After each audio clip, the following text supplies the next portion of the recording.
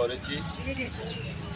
আমি এলাকার যারা আমার প্রিয় কার্যকর্তারা, আমার মহিলা মোর্চা, যুব মোর্চার অভিভাবক এবং অন্যান্য যারা কার্যকর্তারা, আমি সকলের কাছে আমার অনুরোধ যে আপনারা ইলেকশনের কটা দিন প্রত্যেক মানুষের ঘরে ঘরে যাবেন, এই অফিসে আসবেন, সকলের সাথে সকলে মিলে আলোচনা করবেন।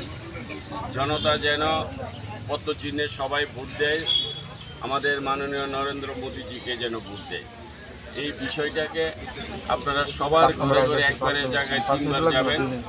সবাই যাতে ভুল কাজ না করে, কেউ যাতে ভুল কাজ না করে, সেই দিকে আপনারাও সেখানে দায়িত্ব নিয়ে কাজ করবেন।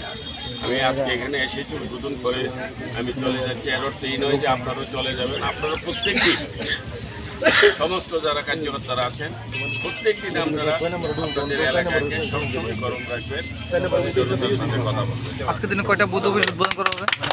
আজকের দিনে কয়টা বুথ অফিস উদ্বোধন করা হবে? আমাদের 18 সূর্যমণিনগরের 59 বুথ আছে। তো আমাদের 59 একের থেকে 59 আজকে সব কিছু উদ্বোধন হবে।